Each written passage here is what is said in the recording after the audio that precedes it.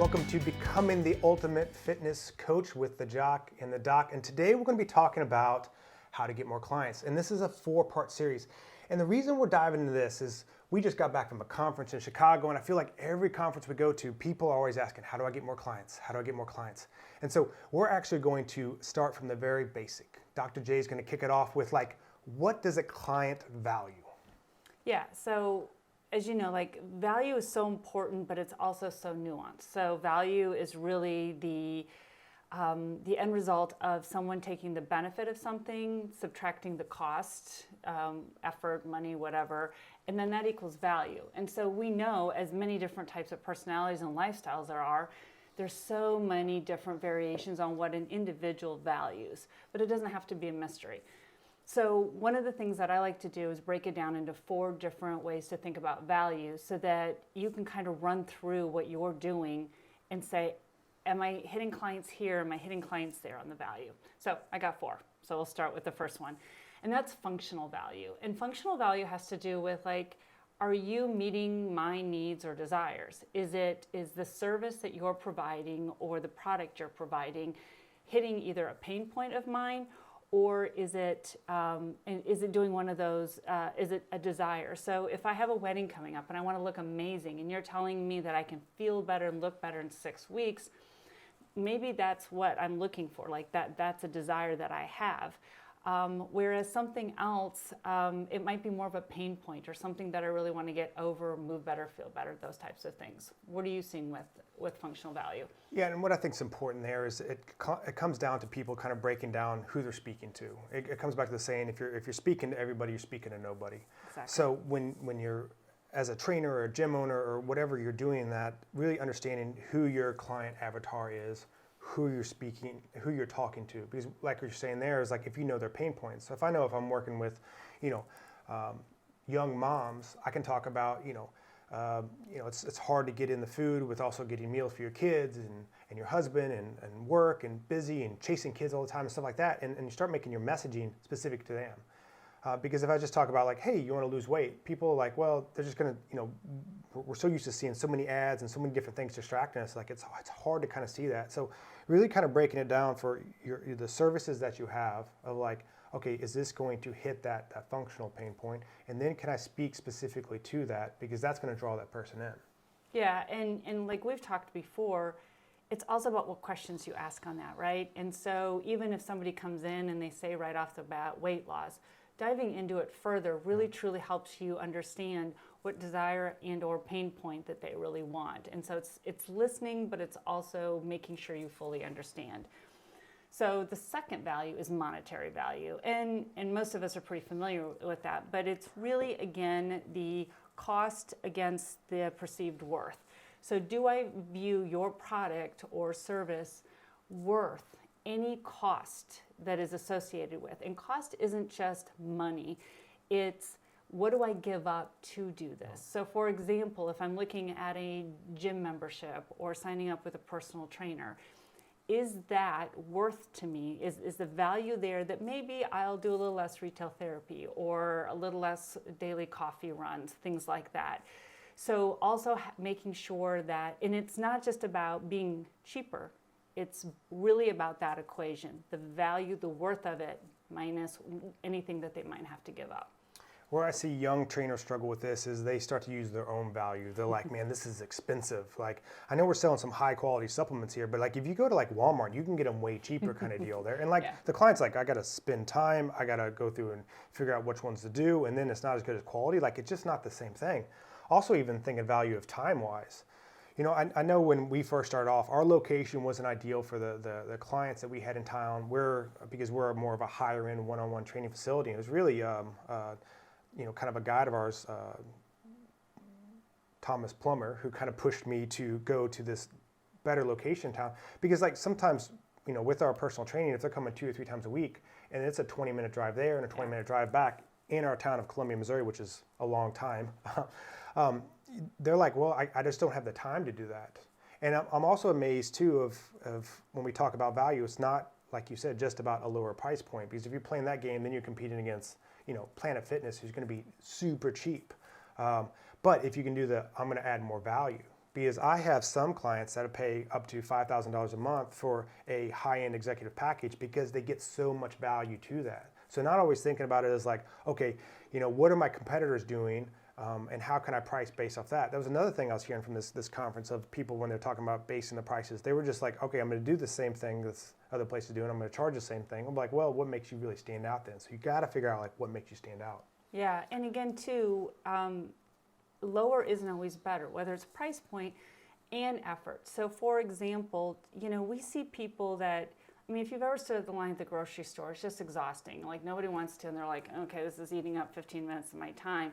But people will stay online for hours trying to get the concert tickets that they wanted or something like that because that time is worth it to them.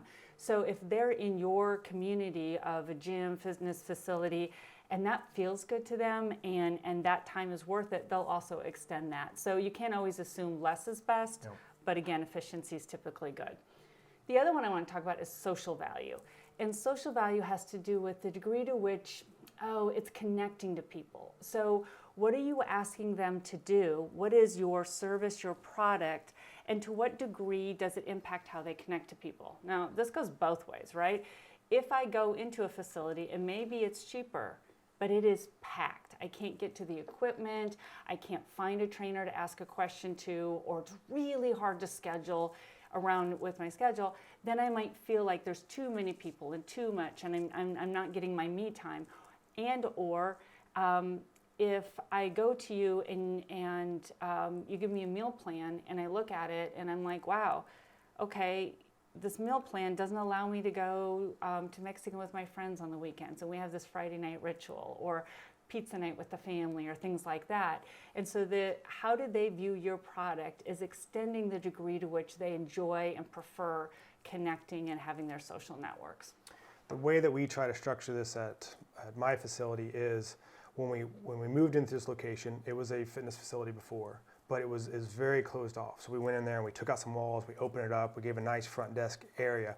And one of the big things is like our office manager, assistant office manager, whoever's working in the front, is greeting everybody by their name. Exactly. We create an area where people can sit, and while they're waiting for their one-on-one session to start, they can hang out and meet other people that train there. We have very good coffee machine that whoever's working the front desk can make, and we give that away for free to the clients. We make it so that all of our trainers have the ability to work with all the clients in case someone's out. So it's really trying to, I think that's what he's trying to say there, is like make this social connection there. I forgot who was talking about it, but they're talking about like creating this third place. And Starbucks' big thing was that. It's like, okay, people go to work and people go home, and they wanted, like, Starbucks' big thing was making this third place. And that's one thing that we've tried to do for our facility, where people's like, this is their third place, this is their place to have fun, place to, talk about things that are bothering them, because that happens, but also like where they can socially connect with other members. And it was really fun because one of our trainers recently got married, and there was a bunch of clients there, and it just made a super fun experience because you see all these people at the gym and in their workout clothes and really not dolled up that much, and then they're kind of out and dressed up, and like cool. Everyone's having some drinks, and so it made a fun, really good connection there. Yeah, that was cool. And that ties perfectly into the fourth one, which is psychological value. Does the product or service make that person feel good? Are they walking out feeling empowered? Did they come in with an insecurity that, whether they're still on their fitness journey, and most of us should be on that forever in some form or fashion, but do they feel good about coming? Do they feel better when they leave? Or do they feel accomplished? Things like that. So also thinking about that psychological value. And so, and again, to your point, even the way that you structured the front of the gym, we do see those clients connect and see each other like, oh my gosh, I haven't seen you forever. And they're also enjoying that feeling of, I'm not giving up my community and my social and the people that are important to me by being here. It's not like I'm removing myself and going. I can connect with others. This kind of ties into one of the things that we do with clients, first off, that you created was this communications insight, and really it's just their values. So it doesn't always have to be with the way you communicate. Some of it's like how you design their workout. Because I was having this talk with one of our clients, and she was like, I really can't finish the workout with something that's going to make me nauseous, because I have to typically leave and jump on a Zoom right afterwards. But there's other people that like, they want that strong finisher Yes. and they want to feel that like out of breath, sweating kind of deal. Some people, they come in, they love working the core. And I'm like, oh, do we need to really work core specifically? But if it's something they value, we can end with that. Or if someone's like really loves to get more jacked arms, if we give them a pump there. So just kind of with that psychological value, because a lot of people talk about the peak in. People remember two things. They remember the peak of the actual event that they're at, but they also remember the ending. And so that ending, you can always figure out, okay, what does this person really value? And maybe it is throwing in a hardcore workout, a bicep pump, a strong prowler push finisher kind of deal. But you got to make sure that's something they value. Not everyone's going to value all those different things. Exactly. And so again, like with this value proposition, just thinking about these four, right? The functional, the monetary, the social, and the psychological, and thinking about, are you tapping into those, and how can you tap into them more? And you brought up the communication insights.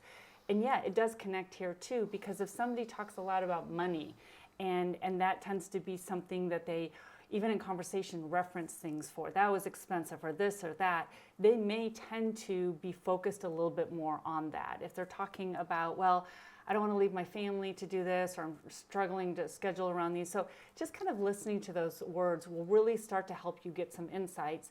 And then overall, you just got to think about those areas in value as you're communicating, marketing, all of those things to your client.